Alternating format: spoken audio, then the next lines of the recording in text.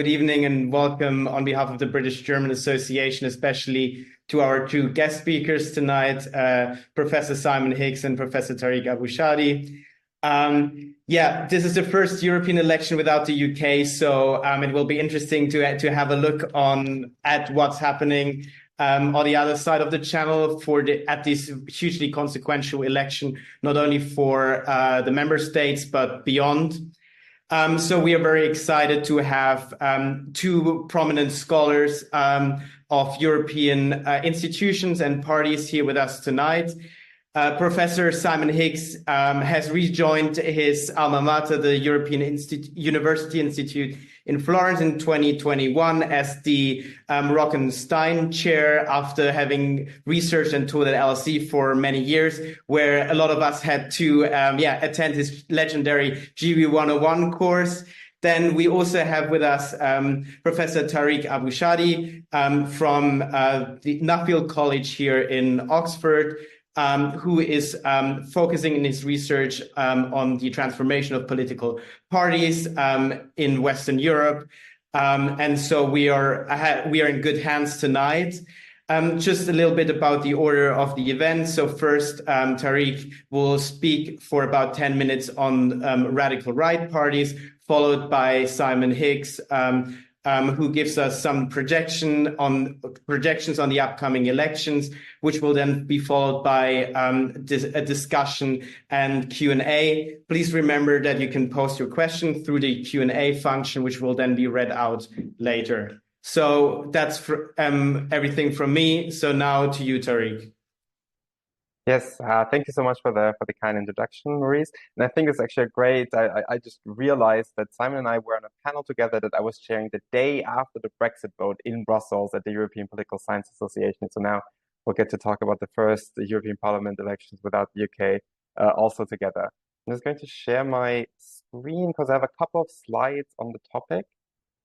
So as Maurice already said, what I want to do really is to give a brief overview of the current situation of the radical right in Europe. And of course, we could talk about this for hours. But what I really want to focus on is one thesis in this talk to give into the input. And this is that in order to understand the impact on the success of the radical right at the moment, we need to focus on more than just their vote and seat shares. And this is, I'm going to make this argument now over the next 10 minutes and talk a bit about the factors that we need to take into consideration. I thought it's worth to remind ourselves what the core of radical right ideology is, to really, again, then to assess the impact of the radical right. Many will be familiar with this. There's, of course, a famous definition by Kasmüde on this, on the populist radical right. The populist radical right that combines three elements. The first is nativism.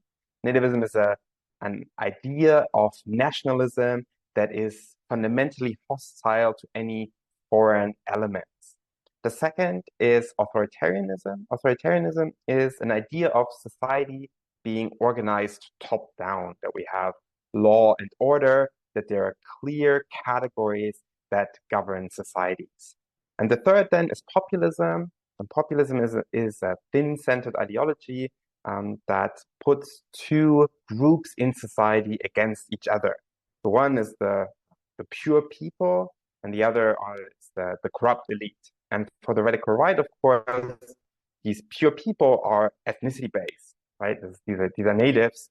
And the corrupt elite is really, this is a mix of the liberal elite, the media, courts, by now also the woke left, green elite, what have you. And so the radical right is really about promoting and bringing forward and potentially governing based on these principles. We can distinguish them to a certain degree from the extreme right. This is really fascists, neo-fascists, neo-Nazis. And on the other hand, the mainstream right, traditional center-right, conservative parties. But these differences have become blurry. This is something I'll get back to later on in the talk. Everyone will be familiar with some examples of radical right parties, the AfD, the Rassemblement National, Fratelli d'Italia, and so on. When we look at Europe, radical right parties really have become established parties nearly everywhere. So the days when we asked ourselves, why is the radical right successful in one country and not another, that's really over. They really have become established parties nearly everywhere in Europe. But what I would argue is that there's still variation in their impact. And because of this, also, there's variation in the threat that they pose to liberal democracy at the moment. And what I want to emphasize here really is that in order to assess this threat, it's not enough to just look at their vote in seat shares.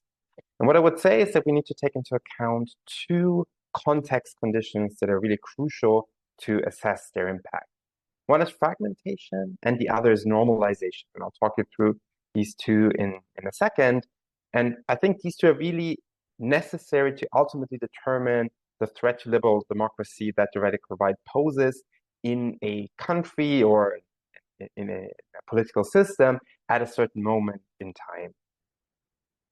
Fragmentation, what is this and why are we observing it? When we talk about increasing fragmentation, what we mean is really an increasing fragmentation of vote and seat shares in European party systems. And this is a number of reasons, and again, I could go into a lot of detail, but I'll just try to briefly mention a couple of these. The first is a transformation, is really a sociological perspective, a transformation of social milieus. If you think of back 100 days or maybe 100 years or maybe 70 years, a typical worker would be in a union. He or she would live in a neighborhood with a lot of other workers, work in a big factory, for example. So have a lot of social circles that are really reinforcing. What many sociologists have argued is that these social milieux have become transformed, that they're more cross-cutting social circles, or even that societies have become more individualized. A second important factor for this increasing fragmentation is a pluralization of political demands. So today, people want other things from politics than maybe a couple of decades ago. The grievances that they have are differently connected to politics today. Typical example today of a new political demand that's connected to politics would be climate change. And this then translates into political behavior. And because of this, we potentially see more fragmentation. There's also very importantly a decline in intermediate organizations such as unions and churches that are really the glue that have kept together these social identities and political parties. And all of this can be exploited by political entrepreneurs that are then new successful political parties that are then the final point of where we see increasing fragmentation in these party systems. If you want a typical example of this increasing fragmentation, you can always look at the Netherlands. This is actually the last Dutch parliament and the last Dutch governing coalition, and you can just see this huge degree of fragmentation in parliament with a large number of political groups in parliament, and then also an already very broad coalition in terms of many parties joining the government coalition in order to have a majority. And this is something we're seeing increasingly in many countries in Europe. What does this mean for the radical right? I want to focus on two things here. The first is that this increasing fragmentation combined with increases in radical right vote shares really creates a dilemma for the question of coalition inclusion. On the one hand, many established parties don't want to include the radical right in government. They don't want to bring them closer to power.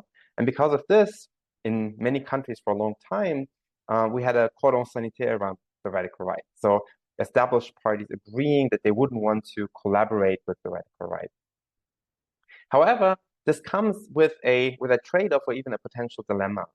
And this is in these fragmented spaces, if governments want to command majorities, and they don't want to include the radical right, they will have to form these ever larger coalitions of more and more parties, and that are potentially also crossing larger ideological boundaries.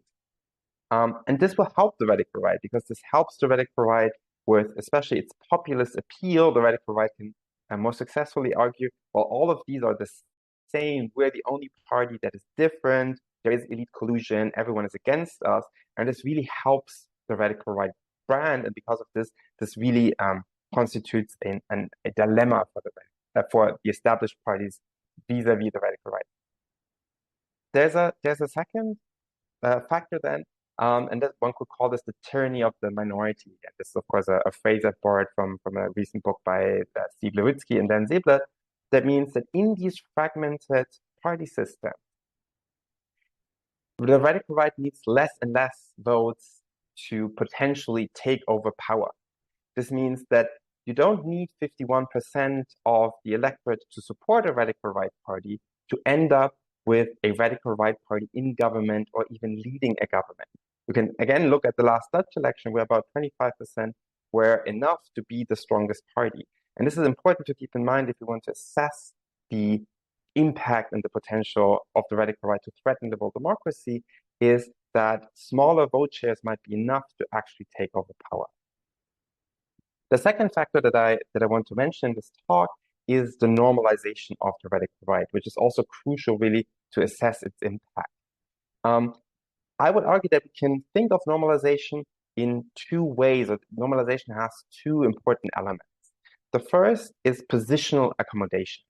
Positional accommodation is the idea that established parties move to the right, move toward the radical right, especially on the issue of immigration. And the motivation for this is often to win back voters from the radical right. We've done research, and this happens in response to radical right success. And we can show that really it is radical right success that is driving other parties to move toward the right on immigration. What we can also show is that this doesn't help to fend off the radical right.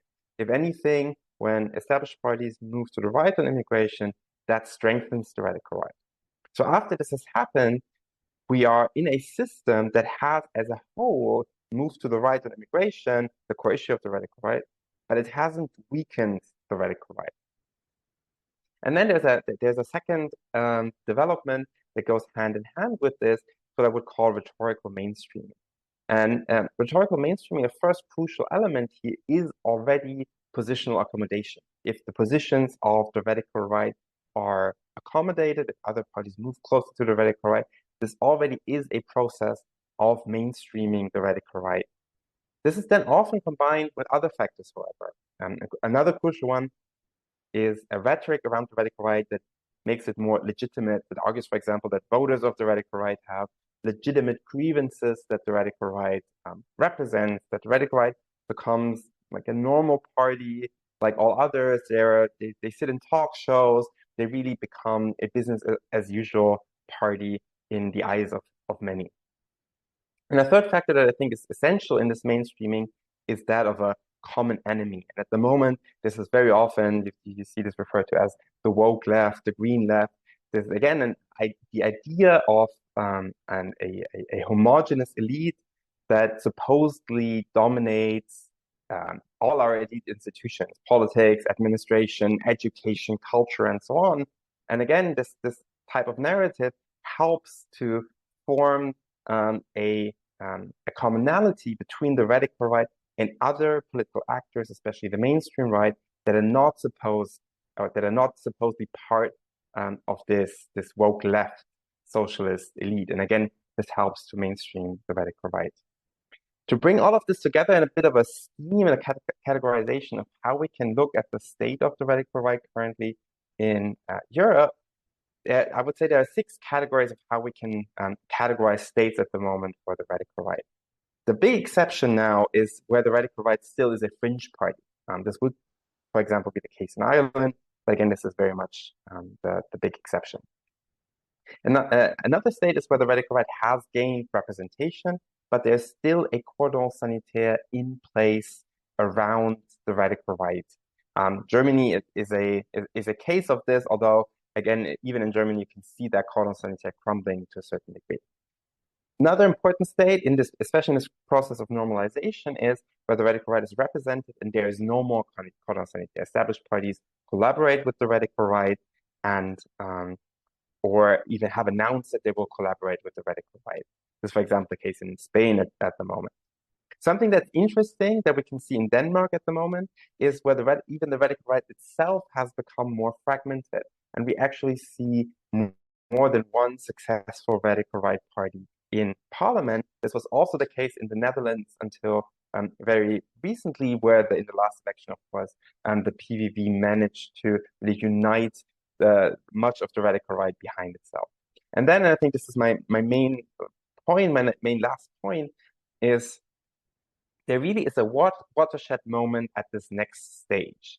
And this is a stage where the radical right has become the main party of the right. So the radical right has taken over this role of being the main part of the right side of the spectrum. And this is really the threat moment to liberal democracy. So I would argue this is even before the sixth stage, where the radical right itself becomes the strongest party. The PM party is already at this moment where the radical right becomes the strongest party on the right. This is really the watershed moment for their threat to liberal democracy. And maybe this is something we can also continue then in our conversation. Okay, great. Thank you. Thanks a lot, Tarik. I'm going to pick up on some of the things you raised. I'm going to share my screen too, because I'll make a short presentation. Can everyone see that? Yep. So I'm going to talk about the upcoming European elections in June the 6th to the 8th, and what is likely to happen in these elections and what might be the political consequences. And it comes from some research I've been doing with two colleagues, Kevin Cunningham and Abdul Nouri. And the first of that research we presented in a report for the European Council on Foreign Relations, which came out about a couple of months ago, which was their election forecast. And then the second one is a report I did with Abdul Nouri, which came out yesterday with the Stockholm Institute for Economic Policy, which is looking at then the policy and consequences. So I'll highlight a few things in both of those reports. So first I'll talk about different ways of predicting the elections, then I'll talk about the likely consequences. In terms of predicting elections, I think it's important to bear in mind a difference between what we call a nowcast and a forecast. A nowcast is where you just take the current opinion poll standings of parties and you say, and you work out how many seats they would win if an election were held tomorrow. And whenever I read these opinion polls, I always bear in mind something that John Curtis once said to me. He said, Simon, of course, the voters are not stupid and they know there isn't going to be an election tomorrow. So you have to be careful when you interpret what actually is being said in these polls. The other thing that's important about these polls when thinking about European elections is most of these polls up to now have been about national elections, national voting intention. How would you vote if there were a national election held tomorrow?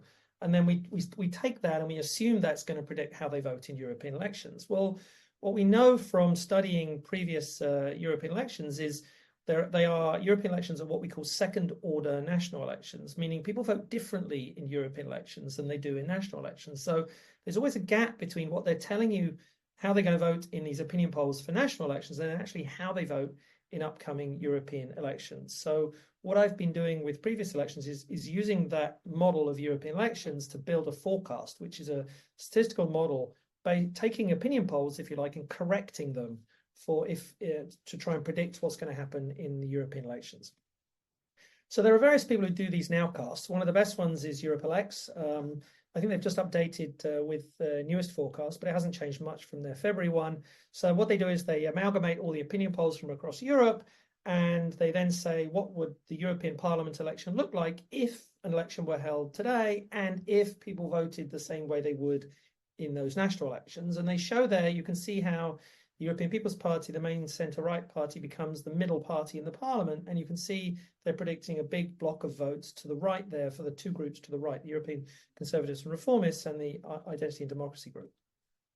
What we do in our forecast model is we look at the elections in 2014 and 2019, and we take the opinion polls 6 months ahead, and we build a model and say, how well do those opinion polls predict what actually happened in the election 6 months later? What we find is they predict around 78% of the outcome of the election. In some ways, parties revert back to what happened at the last national election once the campaigns gets going. We also know systematically Social Democrats and Liberal parties do worse in European elections than they do in national elections. Green parties do slightly better. And often this is voters on the centre-left deciding to vote Green rather than Social Democrat in European elections. And we know that anti-European parties do even better than their opinion poll standings, and voters tend to vote for them rather than the mainstream centre-right. And governing parties actually, in our modelling, look like they do slightly better depending on the timing of the election cycle and the national election. So based on this modelling, we then have a forecasting model that predicts the outcome of the European Parliament election. So inside the hemicycle in the middle there is the current makeup of the Parliament, and the hemicycle on the outside there is our forecast model for the outcome in the elections. And you can see there a big swing to the right, a big shift rightwards with a big increase in votes, increase in seats for the two groups to the right of the EPP. And also bear in mind that in that non-attached group is Viktor Orban's Fidesz, and he's going to win 13 or 14 seats, and there's some discussion about him joining ECR. If he joins ECR, the ECR group will then become the third largest group in the parliament. And if you add up ECR and ID together, they as a bloc will be larger than the EPP and larger than S&D in the parliament. I'll come back to that because some people say, well, yeah, they won't matter so much because, you know, they're not very cohesive and they disagree on a whole range of things. And that's why I think we then started to think about what might the policy consequences be of this shift to the right. But one key thing to bear in mind is coalitions in the European Parliament form issue by issue. So sometimes you get coalitions on the left, sometimes on the right, sometimes in the middle. And so the pivotal MEP, the middle MEP, is really important in determining whether the left or the right wins in battles in the Parliament. And with the shift rightwards, you see that the median MEP, the middle MEP, is going to be in the EPP group. This gives the EPP a lot of power as the pivotal group in the Parliament, deciding whether they form coalitions to their right or whether they form coalitions to their left. And I think that's going to be a key issue we're going to see coming up. And I think this mirrors at the European level what I think Tarik's been talking about at the national level in terms of the dilemma for centre-right parties about whether they do accommodate the parties to their right. If you look at the two predictions compared, you can see how our forecast slightly underpredicts or slightly predicts its lower seats for EPP and S&D and a few more seats for the Greens and the radical right. But you know, more or less pretty consistent with the nowcast model, a slight correction to the nowcast model. And as you get closer to the elections, a forecast model and a nowcast model should converge on each other. So whether you do a nowcast or whether you do a forecast model, we're going to everybody's predicting a big shift to the right in these elections, and probably a breakthrough for populist parties all across Europe. And in a sense, what we've seen at the national level in several countries that Tarik was talking about, where populist parties stopped being fringe or challenger parties and started to become coalitionable parties or potential governing parties, or parties where it was very difficult to form a government for the centre-right without the support of the radical right, or form a very broad grand coalition with the centre and the left. And I think we're now going to see that shift that Tarik was talking about in his kind of 1 to 6 model of the breakthrough of the radical right at the national level. We're going to see that at the European level with radical right parties. We're forecasting them to come top in 9 or populist parties to come top in 9 of the 27 member states and come second or third in 9 others. The only one where radical right are going to go down is in Denmark, whereas Tarik said we're seeing a fragmentation of voters on the radical right in Denmark. So if you look at the coalition sizes in the parliament, the standard coalition in the European Parliament was historically the grand coalition between the two biggest groups. That's now well under 50%. And then the fallback is this coalition between the 3 centrist groups, a kind of super grand coalition, if you like. That again is falling down, still above 50%, still just above 50%. But what's key here is to think about the EPP. Do the EPP potentially have a better offer than that super grand coalition? And they may, for the first time, potentially have a better offer. If you look at the bottom there, populist right coalition, you can see the EPP with ECR, with ID, and with Fidesz could potentially form a majority in the European Parliament. And we saw that type of voting coalition on a series of issues already. It's not that these coalitions would be formally agreed. So the EPP wouldn't need to formally agree these coalitions. All they need to do is propose amendments or propose changes to existing legislation, knowing that they will be backed, they themselves will be backed by these groups to their right. That's what we've seen on environmental policy. And that gives them a very powerful position to force the Commission to look rightwards in trying to build coalitions in the European Parliament. So as I've been alluding to up to now, when thinking about the implications of this, we can look at the current European Parliament and research with Abdul Nouri. We've looked at all the voting patterns in the current Parliament, about 16,000 votes, and we've looked at what are the types of coalitions that form in the different policy areas. And you can see we've had a centrist grand coalition form on a bunch of issues, generally economic and monetary affairs, foreign affairs, international trade, and so on. We've seen a centre-left coalition form and win on environmental policy, civil liberties and justice and home affairs, that's migration issues, gender equality, for example, and a centre-right coalition win on agriculture and rural. Not many issues, in fact. In fact, the European Parliament tends to be centrist or centre-right, centre-left. And on one area in particular, on environment, we've seen that over 2,500 votes in the European Parliament, a lot of legislation being passed over the last 5 years with the European Green Deal. And on most of that legislation, we've seen a centre-left coalition form with the EPP on the losing minority side, with the Liberals in the middle of the Parliament being pivotal and voting with the left. And we may well see that shift in the new Parliament. So I've got some sort of coalition numbers here. These are the proportion of times that each group in the Parliament votes or voted with another group. And you can see on average in the Parliament, you see the sort of centrist/centre-left block in the Parliament, with the EPP voting about 80% of the time with Renew and about 87% of the time with S&D. And so the sort of super grand coalition holding together in the middle of the Parliament on average. A lot of votes, of course, are not that contentious. You can see on environment, in the environment votes, you can see how the EPP are losing or less likely to vote together with the groups on the left. And when those groups on the left all vote together, they win a majority on these environment issues. And you can see agriculture is the one area where the centre-right actually were dominating votes in the European Parliament. And of course, agricultural issues have become very salient in the last few months, with the farmers protesting against EU environment policies and the radical right using that as another issue they can mobilise on against the establishment parties.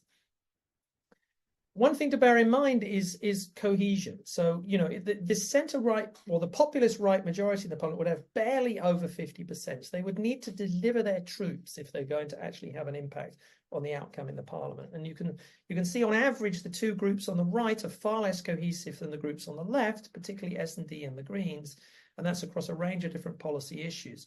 But you can see, interestingly, what we've seen in previous parliaments is when there's a potential for power, the groups get their act together and actually mobilize and discipline their troops. They introduce whips, they introduce voting instructions and so on. And we expect that ECR particularly if they emerge as the third largest group in the Parliament, dominated by three big parties, by Fidesz, by Fratelli d'Italia, and by Law and Justice from Poland, those together could start to become very disciplined and start to become a kind of reliable partner, quote unquote, for the EPP. And there'll be an incentive for them to do that. And that could be a real potential for the EPP. One example of what I've talked about in terms of coalition patterns and cohesion patterns in the Parliament, to give you an illustration of the potential policy consequences of the election outcome, is there was one of the key votes in the environmental package that you passed, the Green Deal, was a piece of legislation on the nature restoration law, which finally passed in the Parliament in January, actually. And so you can see how on the left of the figure here, you see the actual vote that took place on the 12th of July. This was a vote where the European People's Party, Weber, the leader of the EPP, made a proposal to reject what the Commission was proposing. And it was a very tight vote. 324 votes to 312, and you can see how the left won it narrowly, with the bulk of the Renew group and the Liberals in the middle of the Parliament voting with the left, and the left voting very cohesively to deliver that majority. If you just rerun that vote, where you just assume that each national delegation, each national party is going to vote exactly the same way as they would have done in that vote, but that now we change their size based on our forecast, you can see how the vote would have really fallen. And you can see how a sort of anti-green, it's not like a green skeptic, but a bloc in the Parliament that's opposed to sort of a radical agenda to deliver zero emissions, you can see how that could now be a majority in the Parliament, with the EPP now voting with the right. Finally, will von der Leyen get re-elected? I don't think it's a foregone conclusion, and we're already seeing her sort of start to signal to the right to build a coalition to the right, hoping she'll get the ECR to support her. The vote for the Commission President's the first vote in the new Parliament in its inaugural session in July. The votes by secret ballot, so the parties can't whip their members, and it has to be by an absolute majority. So she has to win 50% plus one of all the MEPs, not just those taking part in the vote. The coalition in 2019 was a coalition of EPP plus S&D plus RE.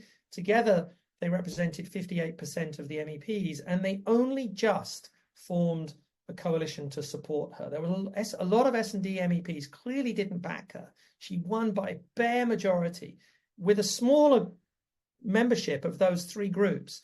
That together with that level of cohesion in that vote, well, she would not win a majority. So this is why you see how she's already pitching to ECR. She's chummy with Maloney. She's hoping she can get ECR to back her. And you can see if she gets ECR to back her, I don't think the S&D MEPs are going to have much, are going to want to support her. It could get quite nasty, and I think it's going to depend a lot on what the moderate wing of EPP, the sort of the green wing of EPP, if you like, the Irish, the Finns, the Swedes in there who actually broke away from the EPP in some of those key environment votes. Depends very much on which way they are going to go and which way they vote. In some, the median MEP, all the forecasts are suggesting a major shift to the right in the European Parliament elections. And for the first time, a majority in the Parliament on the most right-wing European Parliament. And this could have major policy implications for Europe going forward, but particularly on environment policy, but also on migration policy, where already the migration pact the EU has adopted is pretty right-wing, with the socialists voting with the right to adopt a lot of that legislation, with a bloc that was ECR, EPP, Renew, and a large chunk of the socialists. I think we could see the Commission pushing even more right-wing, even more protectionist migration policies in the next Parliament. So we could see the European Parliament have quite a big influence on the policy agenda of the EU going forward, and that could change the way I think moderates and liberals and progressive elements of Europe actually see the EU going forward. I've been talking to a lot of the socialists and Democrats in Brussels, and they really are in a dilemma. They're facing a dilemma, and they're thinking about, do we become the opposition party in the new European Parliament? Do we become the opposition to the governments? There's almost no socialists in government anymore. Do we become an opposition to the Commission? And do we become an opposition to that new majority in the European Parliament? So it's exactly the same debates going on now at the European level that Tarik has been talking about at the national level.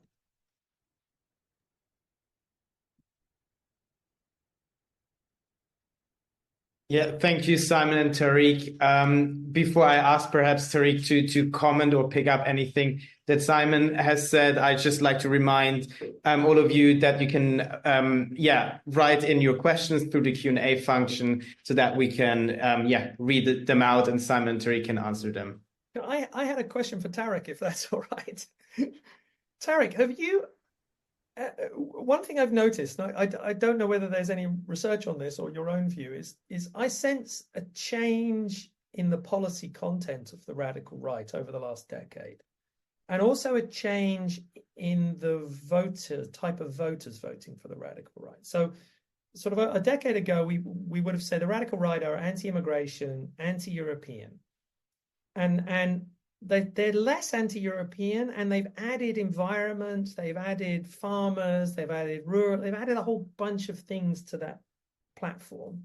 And the other thing is, we used to be able to predict it was older white men voting for the radical right, and now there's a lot of younger voters in a lot of countries voting for the radical right. I mean, what do you think explains that change? I mean, am I right in thinking that's what we kind of seem to observe? And I see that in the polling data, but is that more of a general phenomenon? And what's your take on that? Yeah, thanks for this. Both observations I share. I think the agenda of the radical right has pluralized. I think a really crucial component has become anti-gender, anti-LGBT, especially an emphasis on the T.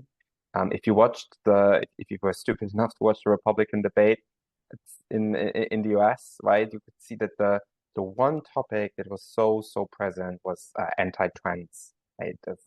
That was every candidate had to say something about this, trans athletes, trans anything really. And so I think that anti-gender element has really become crucial for the radical right.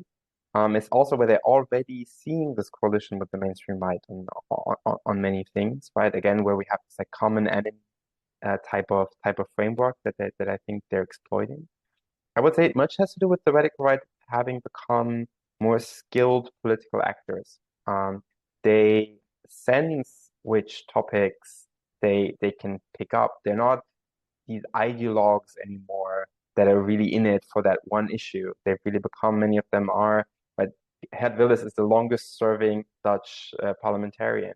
And so they're good at that game. And this is, I think, why they're also picking up certain types of issues.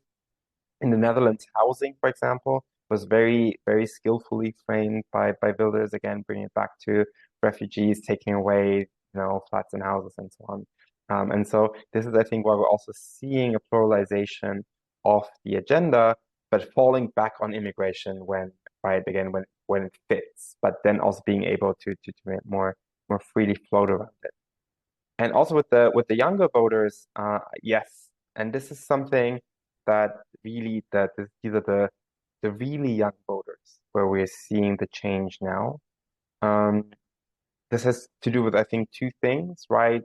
Generally, the age pattern with the radical right has a lot to do with party identifiers of other parties. So people who are over 60 are just still much more likely to identify with the mainstream left and the mainstream right. So people under 60 are just more likely to pick any party that is not the mainstream left, the mainstream right. And so this is why there's some more flexibility. And I think with the really young ones, this really is a development or a result of this normalization and mainstreaming. And this I actually looked at data on this. For younger people, younger cohorts now, it's much more likely to have the radical right in the consideration set. So they would say, I could imagine one day, ever voting for the radical right. And this has really changed. And if you think of a 20-year-old today, that 20-year-old wasn't alive when Haida had the electoral success in 1999, but you also then saw the big counter demonstration. The 20-year-old wasn't alive when Le Pen made it into the second round in 2002. So what they're really growing up with is the radical right just being like a party like any other party. I mean, Wilders was interviewed in the Netherlands for this for like a youth TV show, and what he was doing was kind of like he was cuddling with cats. That was really what that episode was called, and so they were really showing Wilders, yeah, knuffel mit Katte, I think is it in Dutch. And I guess this is the best example really of this normalization that you're seeing. And I think this to a certain degree also explains really this increase among younger voters. Thanks, Tarik. Is there a gender dimension to that amongst the younger voters too? Is it overwhelmingly younger men, or is that less the case? So I think this is interesting, and there's been quite a bit right now on this idea, right, that younger women have become more progressive, while younger men actually have stayed kind of the same. I think there is a younger men counterculture around gaming, around certain elements that would make this more likely. My tendency with these kind of like social media and subculture explanations, I do think they're probably a bit overestimated. But I think this is a very interesting research agenda to really see what's going on there. Generally, the gender gap has decreased between men and women in radical right voting.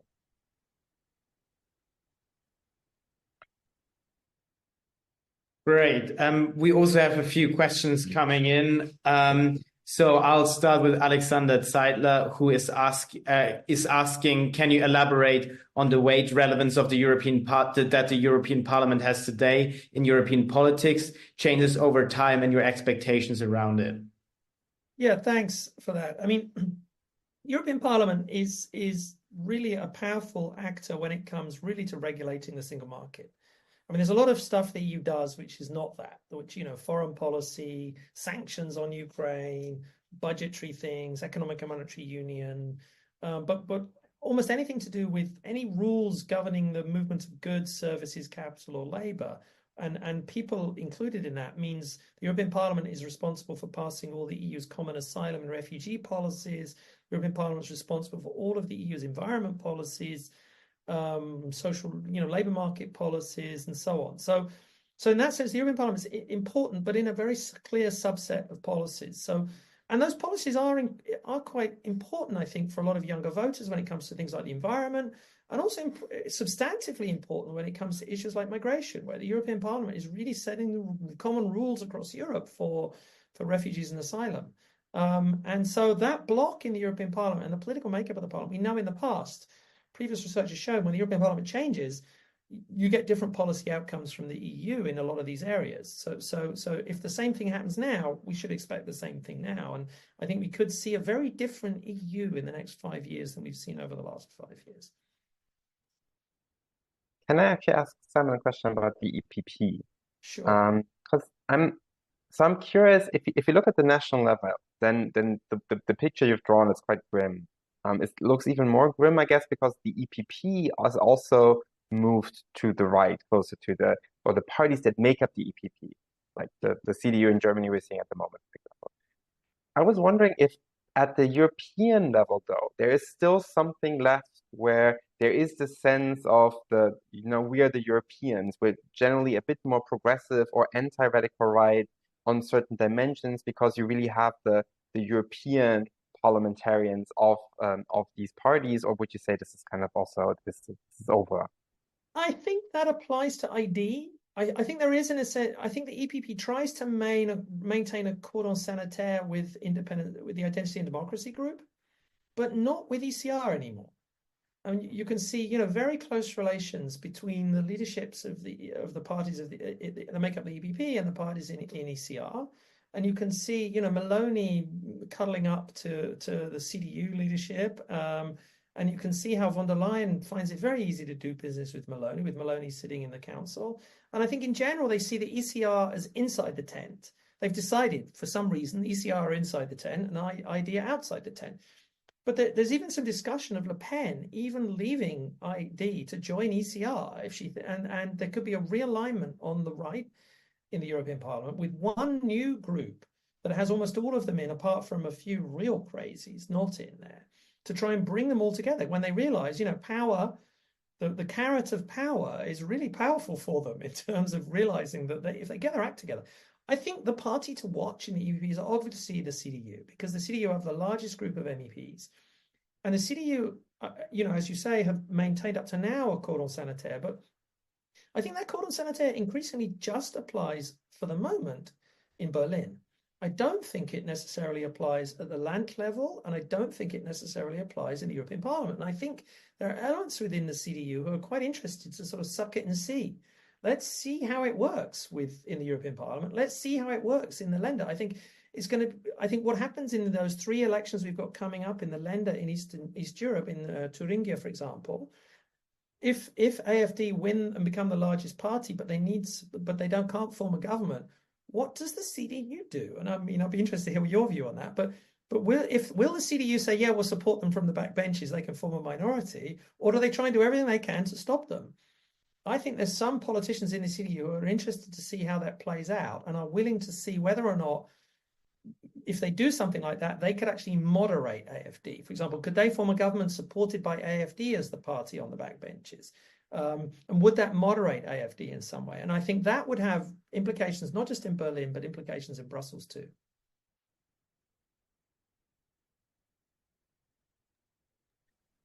Great. There have been some more questions coming in. So let's start with Peter Barnes, and Anna Wright has a similar question. In Germany, there has recently been a new populist left party, the Bündnis Sarah Wagenknecht, which is already polling at over 10% in Eastern Germany. Are we likely to see a new populist left in Europe alongside a populist right? And Anna Wright is adding, also regarding the return of populist left smear to government in Slovakia. So I know, Tarik, what do you think? So this is really a very, like the Bündnis Sarah Wagenknecht is really a strange animal to put into a comparative European view. There are a lot of things that are really coming together there. This is especially the party leader that has very, very high recognizability in Germany. Kind of everyone knows Sarah Wagenknecht, who's been a very skilled politician. And this is then combined, of course, with German electoral geography and the former East really working differently in terms of um, in terms of electoral behavior, but also party affiliations and so on. And there is more of a hunger for this authoritarian populist notion that might be closer to Central and Eastern Europe. And I think there might be stronger parallels than to Western Europe. I don't think this is the populist left of the future. I think this is a party of old people for old people largely. And this is a party whose success is strongly based on television, right? This is not a social media party at all. Sarah Wagenknecht has been over several years the most seen, invited, whatever, a talk show guest in German political talk shows. And this is a party of a kind of a gone by era to a certain degree. So I wouldn't say that this translates into the future of the populist left in Western or Southern Europe, Northern Europe, where we see that the populist left being actually much closer to the Greens in Germany, right? If you look at Podemos, then Podemos is much more similar to the Greens than let's say the Sarah Wagenknecht type of the left, or now their own party. But I think there might be more parallels to Central and Eastern Europe in this regard.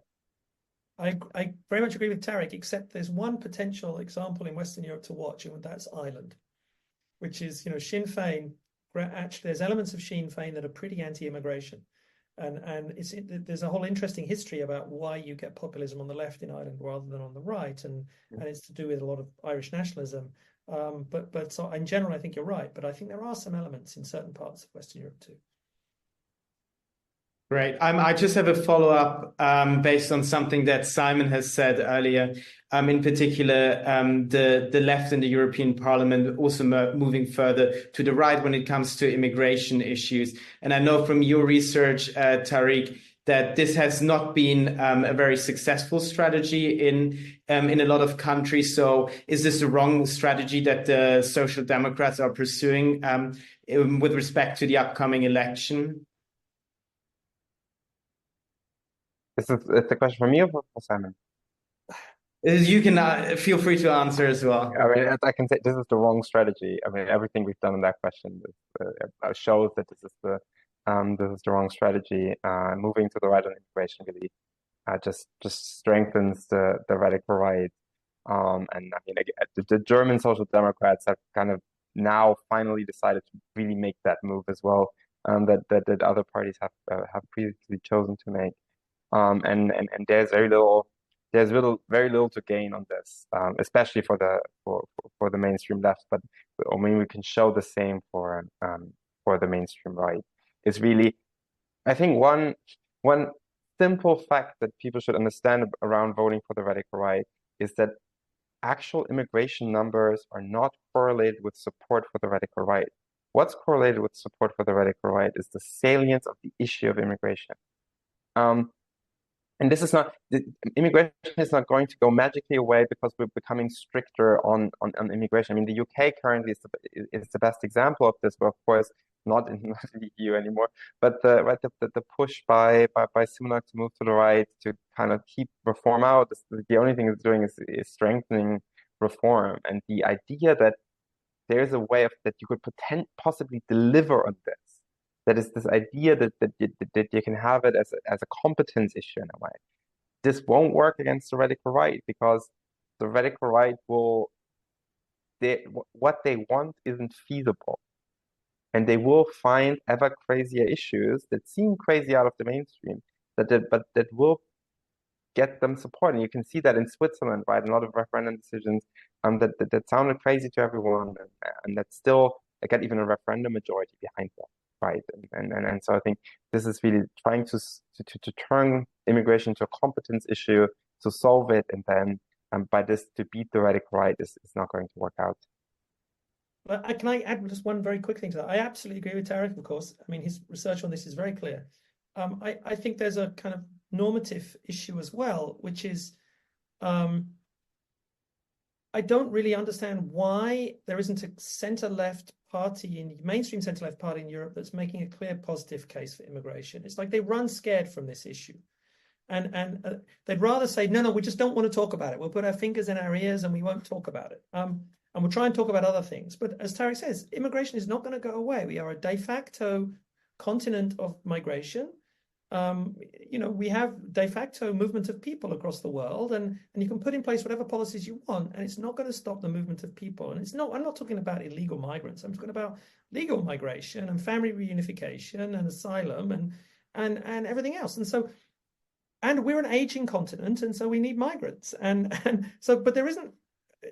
I find it deeply frustrating. There isn't really a conversation amongst the mainstream left about, okay, so how do you articulate a positive policy of why our society needs migrants and why migrants are good for our society, and what should be the sort of package of policies that go along with that? Instead of that, they're kind of chasing the right on this issue. And when they do that, they're inevitably going to lose, and they will lose voters further to their left.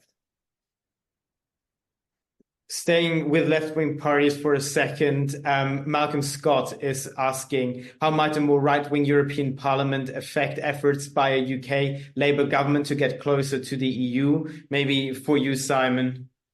Yeah, I mean, this is an interesting one. I've actually been thinking about this. I think you can see in the Council, not just the European Parliament, but the Council, the Commission, the Parliament are going to be pretty right-wing. I mean, we're going to... There's probably going to be 3 socialist commissioners. One of those will be from Slovakia, so you can't really count them as inside the tent. There's unlikely to be one from the Netherlands, of course, with the new Dutch government.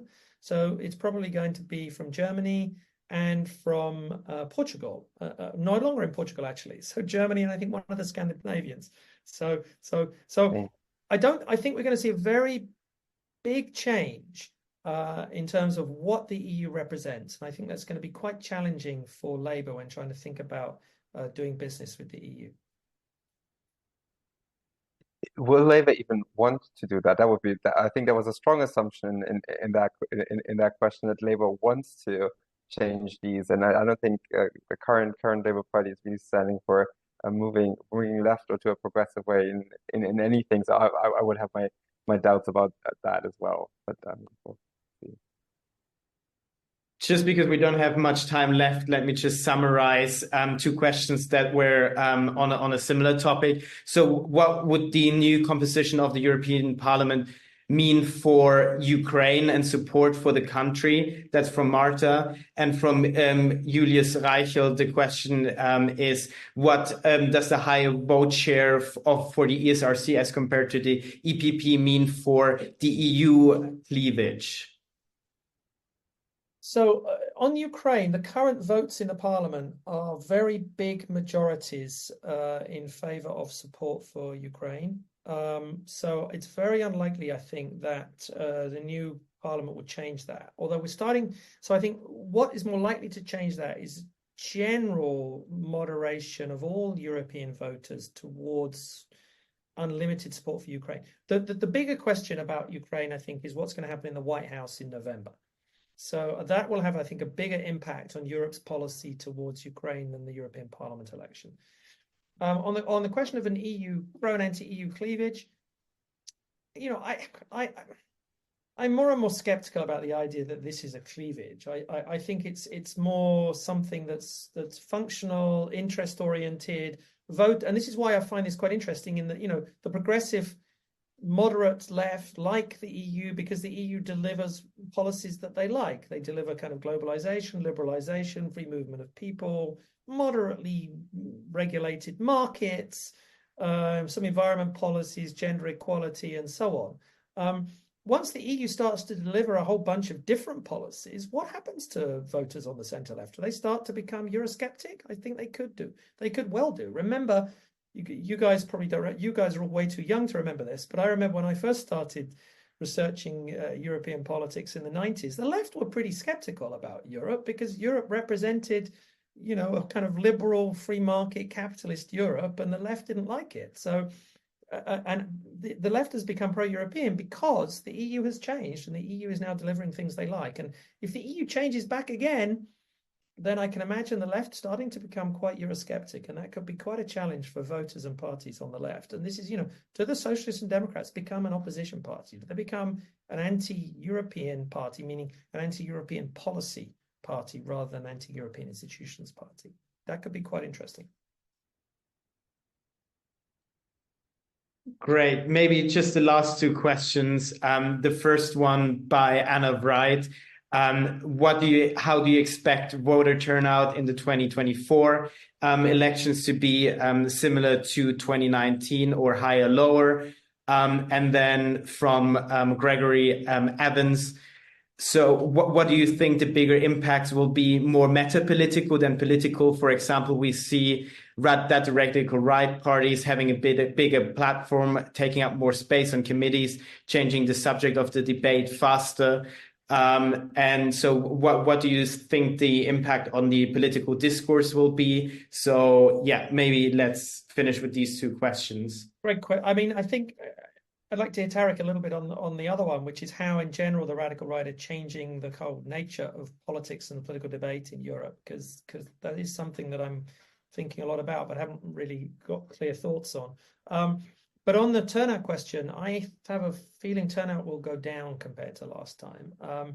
Turnout actually went up in 2019, and largely because of a significant increase in turnout in some of the larger member states, where there was a mobilization of younger voters around the Futures for Friday, or Fridays for Future, which was a kind of green mobilization of younger voters that partly explained an increase in votes for green parties in Europe and led to a higher turnout in Germany, in France, in several other member states. I think a lot of those voters might stay home this time. I don't see them mobilized to vote. And I think that could actually lead to lower turnout. If there's a lower turnout, this ironically could lead to even bigger swing to the right if it's younger progressive voters deciding not to bother turning out to vote. And if the radical right are able to mobilize their voters to turn out as a kind of protest vote against the establishment, protest vote against the EU, and protest vote against EU environment policies, particularly in rural communities across Europe. Yes, and I'll pick this up.